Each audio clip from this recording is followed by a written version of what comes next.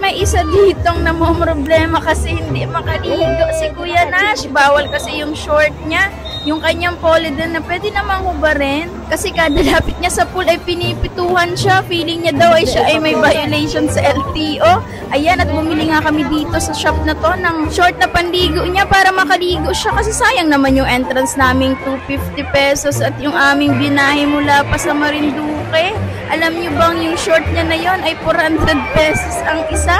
Nasabi pa niya ay 60 pesos lamang sa TikTok o sa Shopee. So dahil no choice, wala kang no choice, eh syempre bumili kami. Kaya sa mga pupunta po dito, pakisiguradong meron kayong proper swimwear attire, swimsuit sa babae. Yan, pwede din namang rash guard sa lalaki. Yan, swimming trunks. At hindi pwede dito yung mga maong t-shirt, mahabang palda. Ano pa ba yung sinisita nila? Dress. Kasi kapag hindi ka talaga sumunod, ay napakalakas ng pito. Talaga napapatingin ang lahat kung sino ba yung sinisita. At sinasabi na bawal at magpalit ng tamang suot. Nagsimula na nga ulit yung ikalawang wave pool. Umaalo na at syempre andito na kami sa medyo malalim. O diba, nasa laot na kami. Meron kaya ditong lumalangoy na mga bagaong. At kapag may nasasamdamin pa sa ilalim na mahaba ay feeling ko ay may waluhalo.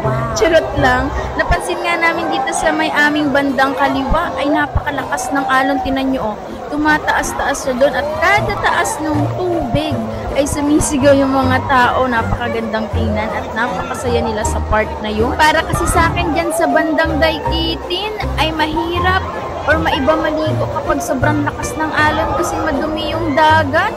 Kasama na yung mga kulapo na damo, mga kawayan at basura na tinatabi sa tabing dagat at kulay brown na yung tubig gawa sa pag-angat ng mga buhangin na sumusuot sa iyong damit. Pero dito dahil malinis ang tubig sa swimming pool ay mai-enjoy mo kahit sobrang lakas ng alon. Hindi rin basta-basta malulunod dito yung mga bata kasi mababaw lang, nasa 5 feet lang ang taas ko. Tinan nyo, umaangat pa. So feeling ko yung alon ay tumataas ng 3 feet hanggang 4 feet. So kung mas mataas ka doon ay hindi ka malulubog dito, tatalon-talon ka lang at susunod ka doon sa alon.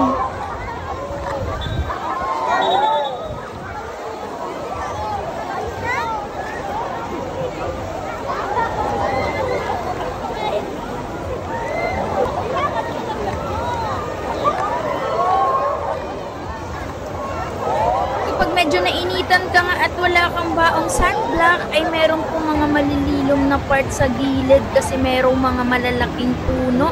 So pwede kang nagsiswimming habang nakasilong. Sa haba nga nung monopod na dala namin, o tingnan nyo para kami nakadrone dito.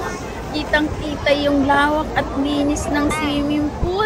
Nagkaroon tuloy kami ng aerial view kahit hindi sobrang taas. Kumalma na nga pala sa mga oras na ito at nawala na yung habagat. Kaya back to normal na ulit yung tubig ng pool. At after 1 hour mamaya, syempre, mabubuhay na naman yung alon na yan at magkakagulo na naman yung mga tao.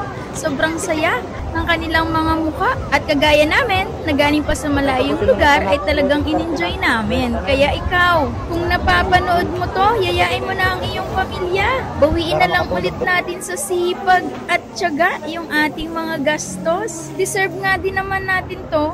Kahit ngayong bakasyon lang, dahil ginutom sa pag-swimming, ayan, nagluto na kami ng aming pagkain at tanghalian. Ito nga po pala ay mag-aalas 12 na ng tanghali, nagluto ako ng Shanghai. At syempre kami ay may sinaing pa kanina, ininit uli namin yung aming ulam para makakain na kami at makapagpahinga pa ng konti, makapaglinis dito sa ating tinirahan na kondo para eksaktong alauna ng tanghali or hapon ay makapag-check out na tayo. Baon-baon na nga ng bawat isa dito yung memories at once in a lifetime experience dito sa Azure. For sure, babalik kami dito. Maraming salamat po sa inyo at sa inyong suporta. Hanggang sa muli naming pagyaya, maraming salamat sa panonood.